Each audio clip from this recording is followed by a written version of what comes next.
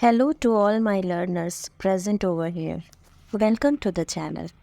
If you are a sociology learner and want to learn sociology, then now you have came at the right platform. I am a sociology educator, university gold medalist, many times net qualified also. I will teach you sociology in a very easy and interesting way. So let's get started. अगर आप समाजशास्त्र के विद्यार्थी हैं, समाजशास्त्र पढ़ना चाहते हैं तो आप बिल्कुल सही प्लेटफॉर्म पर आए हैं। मैं समाजशास्त्र की ही टीचर हूँ, यूनिवर्सिटी गोल्ड मेडलिस्ट हूँ। मैं आपको समाजशास्त्र बहुत आसानी से पढ़ना सिखाऊंगी। तो चलिए शुरू करते हैं।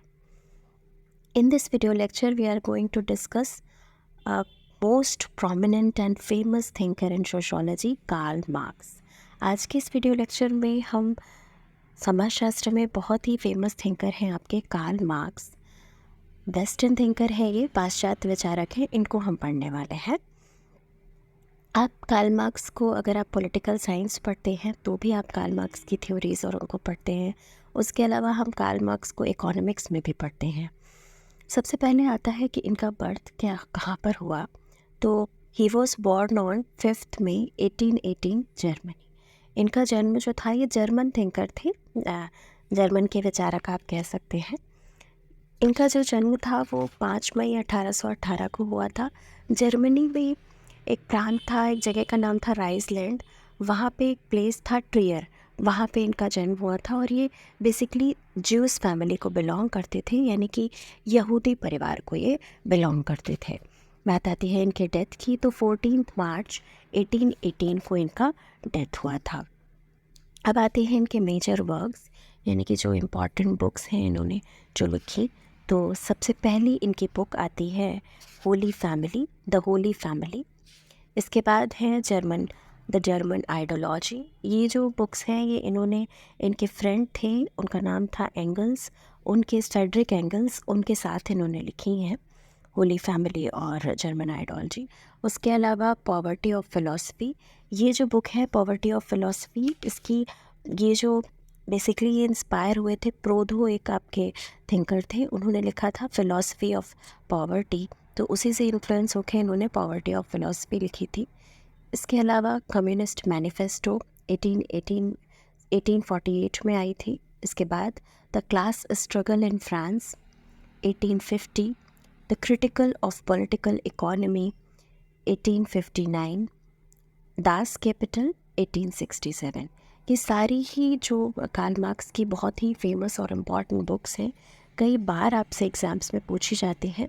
इसके अलावा आप इनके पब्लिकेशंस ईयर को भी लर्न कर सकते हैं, क्योंकि बुक्स आपसे डायरेक्टली एक बुक भी पूछता है और कई बार एक ही थिंकर की, सेम थिंकर की ही सारी बुक्स पूछता है और उसको आपको क्रोनोलॉजी में अरेंज करना होता है। तो इस तरीके से भी बुक से क्वेश्चंस आते हैं। उसके अलावा एक साइड आपको मैचिंग में देता है, तो एक साइड आपको बुक्स दे देता है और एक साइड राइटर देता है, आपको मैच करना होता है। तो इस तरीके से बुक से क्वेश्चंस आते हैं। और बुक्स जो है कार्ल मार्क्स की स्पेसिफिकली काफ़ी इंपॉर्टेंट है। ये सारी ही बुक्स आप लर्न कर लेंगे, इन्हें नोट डाउन करके रख लीजिए। अब देख लेते हैं हम कार्ल मार्क्स से रिलेटेड कुछ क्वेश्चंस को देख लेते हैं। तो साम्यवाद का जनक किसे कहा जाता है? Who is regarded as the father of communism. Father of communism की बात आती है, अगर साम्यवाद का जनक आपसे पूछता है तो वो आपके कार्ल मार्क्स थे। कार्ल मार्क्स ही आपके साम्यवाद के जनक के रूप में जाने जाते हैं। नेक्स्ट है, अब तक के सभी समाजों का इतिहास वर्ग संघर्ष का इतिहास है, ये कथन किसने दिया है? Who said that the history of all societies till that is the history of class struggle. ये किसने बोला है कि आज तक के जितने भी समाज हुए हैं उनका अगर हम इतिहास देखें तो वो वर्ग संघर्ष का इतिहास है, ऐसा किसने कहा है? ये आपके कार्ल मार्क्स कहते हैं। इन्होंने क्लास स्ट्रगल की, क्लास कन्फ्लिक्ट की थ्योरी भी दी है। क्लास स्ट्रगल की इनका बहुत ही फेमस सिद्धांत या थ्योरी आप कह सकते हैं, थ्योरी ऑफ क्लास स्ट्रगल या वर्ग संघर्ष का सिद्धांत है, जिसमें कि ये बताते हैं कि अब तक के जो भी समाज रहे हैं, जैसे कि पूंजीवाद था, उसके पहले इन्होंने बताया कि सामंतवाद था, उससे पहले दूसरा था, ऐसे करके इन्होंने पूरा एक सोसाइटीज़ का भी बताया है कि किस किस तरीके के समाज रहे। सबसे पहले हमारे यहाँ आदिम समाज था, हंटिंग गैदरिंग हो रही थी, लोग ऐसे ही रह रहे थे, तब उस समय क्लास नहीं थी। उसके बाद धीरे धीरे जैसे डेवलप होता गया और क्लासेस में डिवाइड होता गया, तो वही इनका स्टेटमेंट यही है। ये कहना ये चाहते थे कि जो भी समाज हुए हैं उनमें वर्ग संघर्ष रहा है, तो कोई ना वर्ग रहे हैं और उनमें कहीं ना कहीं संघर्ष होता रहा है। कार्ल मार्क्स ऐसा कहते हैं, और ये आपके कन्फ्लिक्ट थिंकर में आते हैं, संघर्षवादी विचारक के रूप में भी जाने जाते हैं। नेक्स्ट क्वेश्चन है, मार्क्स की सबसे पहली प्रकाशित होने वाली पुस्तक का क्या नाम है? तो जैसा कि अभी हमने देखा, जब हम उनके मेजर वर्क्स देख रहे थे, तो हमने देखा कि सबसे पहले इनकी जो बुक थी द होली फैमिली थी, जो कि इन्होंने फेडरिक एंगल्स के साथ लिखी है। 1845 में ये पब्लिश हुई थी, होली फैमिली। नेक्स्ट है, मार्क्स ने साम्यवादी विचारधारा और कार्यक्रमों को स्पष्ट करने के लिए जो दस्तावेज तैयार किया उसका नाम है। तो the document prepared by Marx to clarify the communist ideology and program is named. तो आप जानते हैं कि मार्क्स ने एक बुक लिखी है जो एज अ बुक पब्लिश हुई थी, द कम्युनिस्ट मैनिफेस्टो। आप जानते हैं कि कोई भी इलेक्शंस होते हैं तो हर एक जो भी पार्टी उसमें खड़ी होती है वो अपना एक मैनिफेस्टो रिलीज़ करती है, जिसमें कि वो ये बताती है कि जब अगर उसकी पार्टी जो है वो फॉर्म होती है, वो उनकी गवर्नमेंट आएगी तो वो ये चीज़ें इम्प्लीमेंट करेंगे। वही होता है उनका मैनिफेस्टो या फिर घोषणा पत्र। तो उस समय जो कम्युनिस्ट पार्टी थी, यानी कि जो साम्यवादी विचारधारा के जो लोग थे, उनकी जो पार्टी थी कम्युनिस्ट, उसके लिए इन्होंने, कम्युनिस्ट पार्टी के लिए इन्होंने एक मैनिफेस्टो तैयार किया था। वही है उनका the communist manifesto. Next question है, वास्तविक जगत का निर्माण विचारों से होता है, ये कथन किसका है? Who said that the real world is created by ideas? तो जो मार्क्स ने अपना द्वंद्वात्मक भौतिकवाद, जिसको आपने जानते हैं कि डायलेक्टिक मेटेरियलिज्म, ये जो थ्योरी थी ये इन्होंने हीगल से ली थी। हीगल से इन्होंने लिया था। इवन इन्होंने उसके लिए एक स्टेटमेंट भी कहा था कि हीगल का जो सिद्धांत था वो सिर के बल था, मैंने उसे पैरों के बल किया। तो इस तरीके का स्टेटमेंट भी इन्होंने बोला है। तो डायलेक्टिक मेटेरियलिज्म की जो ये थ्योरी है वो हीगल से लेते हैं, और हीगल का ये स्टेटमेंट है कि जो भी वास्तविक जगत है उसका निर्माण आइडियाज़ से या फिर विचारों से होता है। नेक्स्ट है, पूंजीवादी व्यवस्था में जब श्रमिक अपने आप को शक्तिहीन और असहाय समझने लगते हैं, तब मार्क्स के अनुसार इस दशा को क्या कहा जाता है? In capitalist system, when workers start considering themselves powerless and helpless, then according to Marx this condition is called। तो जब पूंजीवादी व्यवस्था, आप जानते हैं पूंजीवादी समाज, मैंने बताया कि जो मार्क्स थे उन्होंने एक जो समाज है उनका पूरा एक वो बताया था कि पहले कैसा समाज रहा। सबसे पहले ये बताते हैं कि आदिम समाज था, जहाँ पे लोग क्या थे, कहीं पे भी रह रहे थे और वर्गविहीन क्लासलेस सोसाइटी थी। उसके बाद धीरे धीरे डेवलप हुआ तो एंशिएंट सोसाइटी आई, जिसे दासत्व समाज भी कहते हैं। वहाँ पे जो एग्रीकल्चर था वो धीरे धीरे शुरू हो गया था। तो जब एग्रीकल्चर होने लगा तो जो लोग जिनकी लैंड थी, या जो लोगों ने लैंड पे अपना वो कर लिया था, और उसके अलावा जो लोग उनके अंडर में काम कर रहे थे, इस तरह से वर्ग जो था वो धीरे धीरे डेवलप होने लगा। उसके बाद सामंतवाद आया, यानी कि सामंतवादी समाज आता है, और उसके बाद पूंजीवाद समाज आता है। तो ये जो पूंजीवादी व्यवस्था है उसमें इनका कहना ये था कि पूंजीवाद में क्या होता है, एक श्रमिक होता है और एक पूंजीपति लोग होते हैं। दो वर्गों में जो समाज है पूंजीवादी व्यवस्था में बटा होता है। तो जब ये कह रहे थे कि जब श्रमिक जो है वो अपने आप को बहुत ही शक्तिहीन समझने लगता है, बहुत असहाय समझता है, वो अपने आप को बिल्कुल हेल्पलेस समझने लगता है, तो वो कंडीशन क्या होगी? तो उसको ही ये बताते हैं कि वो एलिनेशन होता है, यानी कि वो अलगाव की दशा होती है, वो अपने आप को बिल्कुल समाज से बिल्कुल अलग समझने लगता है। नेक्स्ट क्वेश्चन है, मार्क्स के अनुसार लोगों की चेतना और विचारों के निर्माण का वास्तविक आधार क्या है? According to Marx, what is the real basis of the formation of people's consciousness and ideas? तो जो मार्क्स हैं वो क्या रियल बेसिस बताते हैं, जो लोगों की कॉन्शियसनेस है या आइडियाज़ है उनका रियल बेसिस। जैसे कि जो हीगल थे वो विचारों को बताते हैं, आइडियाज़ को बताते हैं, उसी तरह जो मार्क्स है वो विचारों के निर्माण के लिए मटेरियल फोर्सेस यानी कि भौतिक शक्तियों के बारे में बात करते हैं, या वो मटेरियलिज्म की बात करते हैं, वो मटेरियलिस्टिक चीज़ों की बात करते हैं। नेक्स्ट है, मार्क्स ने किस वर्ग को बुर्जुआ नाम से संबोधित किया है? Which class did Marx address as bourgeoisie? तो आप जानते हैं कि मार्क्स पूंजीवादी समाज के बारे में लिखते हैं, पूंजीवादी व्यवस्था के बारे में लिखा है, और वो बताते हैं कि दो जो वर्ग हैं उसमें बटा हुआ है। एक को उन्होंने कहा था बुर्जुआ वर्ग यानी कि बुर्जुआसीज, और दूसरा जो वर्ग था उसे उन्होंने सर्वहारा वर्ग कहा था। तो जो बुर्जुआसीज थे वो कौन लोग थे? वो आपके जो पूंजीपति थे, उन्हीं के लिए उन्होंने कौन सा शब्द इस्तेमाल किया था? उन्होंने पूंजीपति को ही बुर्जुआसीज कहा था, बुर्जुआ कहा था। नेक्स्ट क्वेश्चन है, मार्क्स के अनुसार विभिन्न युगों में वर्गों की प्रकृति में होने वाले परिवर्तन का कारण क्या है? According to Marx, what is the reason for the change in the nature of classes in different eras? तो जो मार्क्स कह रहे थे कि अलग अलग युग हुए, मैंने आपको बताया कि युग मतलब वही जो समाज, सबसे पहले आदिम समाज, फिर प्राचीन समाज, फिर सामंतवादी और पूंजीवादी। तो उनका यही कहना था कि जो ये युग हुए हैं उनमें जो उनका जो नेचर है या उनकी प्रकृति में जो बदलाव आया है उसका क्या मेन कारण है, या किस कॉज की वजह से उनमें जो बदलाव आया है? तो मोड ऑफ प्रोडक्शन यानी कि उत्पादन का तरीका बदला है।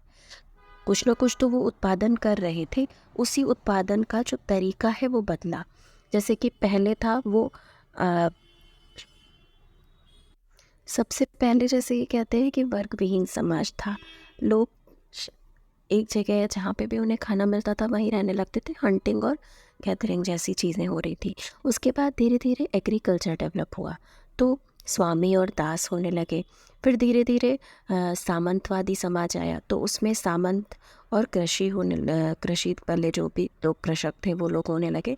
तो ऐसे करके वर्ग जो थे वो उत्पादन के जो तरीके थे वो बदल रहे थे, प्रोडक्शन जो था उसका तरीका बदल रहा था। किसी न किसी हर समाज में किसी न किसी तरीके से प्रोडक्शन तो हो ही रहा था, उत्पादन हो ही रहा था। पूंजीवाद में क्या आ जाता है? पूंजीवाद में वही आपका बुर्जुआ और सर्वहारा वर्ग आ जाता है, पूंजीपति और श्रमिक वर्ग आ जाता है। तो उत्पादन का तरीका बदला और उसी से वर्गों की प्रकृति जो या उनका नेचर जो है वो बदला है।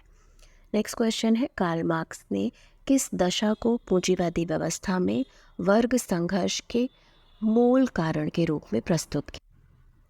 Which condition did Karl Marx present as the root cause of class struggle or class conflict in the capitalist system? तो जो पूंजीवादी व्यवस्था होती है उसमें जो वर्ग संघर्ष होता है या जो क्लास कन्फ्लिक्ट बना रहता है सोसाइटी में, जो एक क्लास स्ट्रगल बना है, उसका अगर हम एक मूल कारण देखें कि उसका सबसे ज़्यादा मेन कारण क्या है, तो उसका कारण जो है वो अतिरिक्त मूल्य मार्क्स बताते हैं, यानी कि सरप्लस वैल्यू।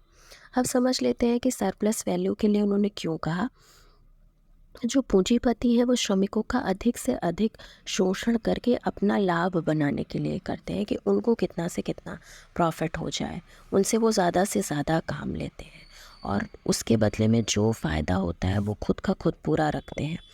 और अतिरिक्त मूल्य यानी कि सरप्लस वैल्यू जो होता है वो उन दो वैल्यू के बीच का डिफरेंस होता है, जिसे कि श्रमिक जो है पैदा करता है और जिसे वो वास्तव में प्राप्त करता है। फॉर एग्ज़ाम्पल अगर हम देखें, जैसे कि किसी भी एक प्रोडक्ट को बनाने में मान लीजिए 10 रुपये खर्च हो रहे हैं, उसमें लागत 10 रुपये लग रही है, लेकिन उसको बेच रहा है वो 50 रुपये में, तो वही जो डिफरेंस आया वही अतिरिक्त मूल्य होगा। श्रमिक पैदा तो कर रहा है वो 50 रुपये, लेकिन उसे वास्तव में क्या मिल रहा है? उसे वास्तव में 10 रुपये भी नहीं मिलता तो एक प्रोडक्ट पर। तो यही वो कहना चाहते थे कि वो एक दिन में अगर वो 4 घंटे काम करता है तो उसको उतनी बराबर ही मजदूरी मिलती है, लेकिन फिर भी वो 8-8 10-10 घंटे भी काम करता है और वो सिर्फ उद्योगपति के लिए काम करता जाता है, और उसका जितना भी अतिरिक्त मूल्य बनता है या सरप्लस वैल्यू बनती है वो पूरा का पूरा कौन रख लेता है? पूंजीपति। नेक्स्ट है, मार्क्स ने किस वर्ग को सर्वहारा या फिर प्रोलेटरिएट नाम से संबोधित किया है? Which class did Marx address as proletariat. तो प्रोलेटरिएट वो कहते हैं लेबर क्लास को, यानी कि जो श्रमिक वर्ग होता है, जो हमारा कामगार वर्ग है, उसको ही उन्होंने प्रोलेटरिएट बोला है। बुर्जुआ और सर्वहारा, यानी कि बुर्जुआसीज और प्रोलेटरिएट, ये दोनों जो टर्म है ये स्पेसिफिकली मार्क्स यूज़ करते हैं। सिंपल लैंग्वेज में इन्हें आप पूंजीपति और श्रमिक कहेंगे, लेकिन अगर मार्क्स की बात आती है तो बुर्जुआ और सर्वहारा कहा जाता है। नेक्स्ट है, मार्क्स के अनुसार कौन सी दशा वर्ग संघर्ष का अनिवार्य परिणाम है? According to the Marx, which condition is a necessary consequence of class conflict. तो मार्क्स ऐसा मानते थे कि अगर लगातार जो है क्लास कन्फ्लिक्ट बना रहेगा, वर्ग संघर्ष रहेगा सोसाइटी में, समाज में, तो उसका नेसेसरी जो रिजल्ट बनेगा वो क्या होगा, उससे क्या होगा, क्रांति आएगी। जैसे कि फॉर एग्जांपल हम फ्रेंच रेवोल्यूशन को ले लें, तो जब फ्रेंच सोसाइटी थी उस समय, फ्रेंच रेवोल्यूशन जब हुई तो उससे पहले जो फ्रांस का समाज था वो 3 स्टेट ग्रुप में बटा हुआ था, और उसी के लिए वो रेवोल्यूशन की गई। लोग जो थे वो उससे परेशान हो गए थे। जो थर्ड स्टेट ग्रुप था उसका ही एक्सप्लॉयटेशन हो रहा था। तो लगातार एक्सप्लॉयटेशन से क्या हुआ, लोग क्रांति हुई। ऐसे ही अगर हम एग्जांपल देखें 1857 वाला, जो हमारे इंडिया में जो रेवोल्यूशन हुआ था, जिसे 1857 की क्रांति के नाम से जानते हैं, तो एक वर्ग संघर्ष क्यों हुआ था? तो जब ब्रिटिश रूल से जो लोग थे वो बहुत ज़्यादा जब कन्फ्लिक्ट हुआ, तो उसका अनिवार्य परिणाम क्या हुआ, क्रांति हुई, यानी कि रेवोल्यूशन हुआ। ये कह रहे थे कि जब रेवोल्यूशन होगा तो ये जो पूंजीवादी व्यवस्था है वो ख़त्म हो जाएगी और नया व्यवस्था, जिसको कि इन्होंने साम्यवाद कहा, साम्यवाद आ जाएगा, ऐसा ये कहते थे। नेक्स्ट है, मार्क्स के अनुसार जिस वर्ग का निर्माण वर्ग चेतना के आधार पर होता है उसे कहा जाता है। According to marks, the class which is formed on the basis of class consciousness is called class for itself, यानी कि स्वयं के लिए वर्ग।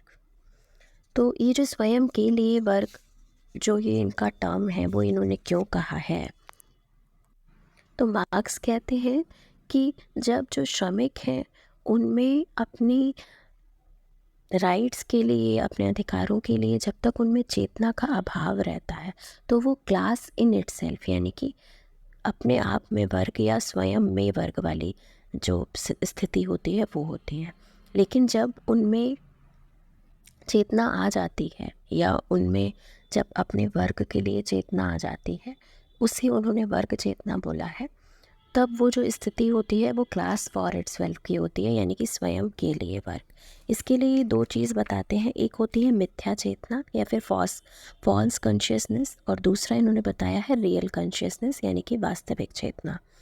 मिथ्या चेतना होती है जब मजदूर जो है वो अपनी समस्याओं के लिए, या अपनी जो भी उसको प्रॉब्लम्स हैं, उसको सोचता है कि एक समय आएगा वो धीरे धीरे ठीक हो जाएगा, ऐसा वो सोचता है, तो वो फॉल्स कॉन्शियसनेस में जी रहा है। वो सोचता है कि ईश्वर ने हमें ऐसा बनाया है इसलिए ऐसा है, तो ये जब चीज़ें सोच रहा होता है तो वो फॉल्स कॉन्शियसनेस है। लेकिन वास्तविक चेतना की अगर हम बात करते हैं तो मजदूर, उसको वास्तविक कारण पता चल जाता है कि उसका जो पूंजीपति जो है वो उसका शोषण कर रहे हैं, इसलिए उसकी ऐसी स्थिति है।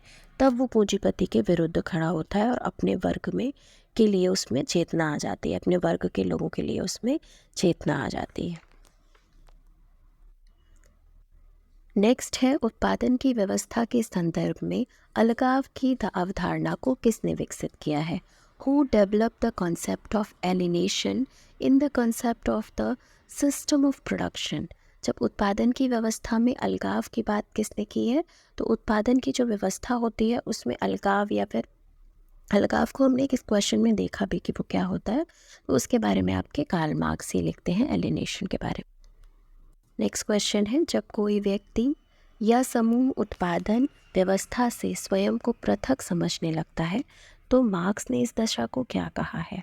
तो ये इनकी बहुत ही फेमस थ्योरी है, एलिनेशन की थ्योरी।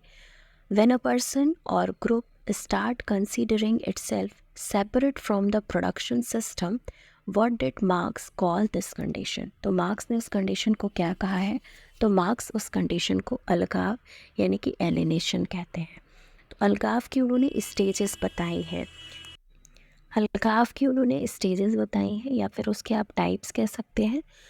पहला तो होता है कि उसे पूरे जो भी प्रोडक्शन का एक प्रोसेस है उससे उसे अलगाव होता है। धीरे धीरे उसको जो प्रोडक्ट वो बनाता है उस प्रोडक्ट से भी उसे अलगाव होने लगता है। उसके बाद जो समूह में वो रह रहा होता है उसके साथ के लोग जो और होते हैं उस समूह से उसे अलगाव होने लगता है, एलिनेशन होने लगता है।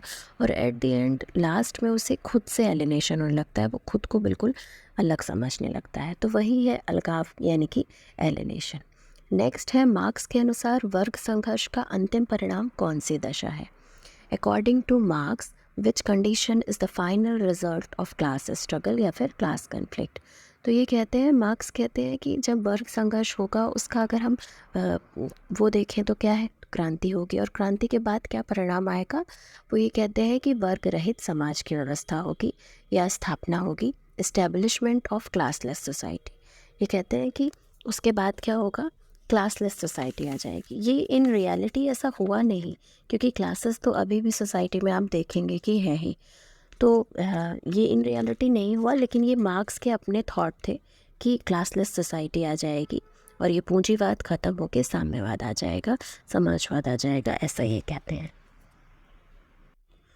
सो आई होप ये वीडियो लेक्चर आपके लिए हेल्पफुल रहेगा। ऐसे ही और वीडियोस के लिए हमारे चैनल से जुड़े रहिए। चैनल पे फर्स्ट टाइम आए हैं तो प्लीज़ सब्सक्राइब कीजिएगा, अपने फ्रेंड्स के साथ शेयर कीजिएगा। Keep learning, keep watching and keep sharing. Thank you so much for watching.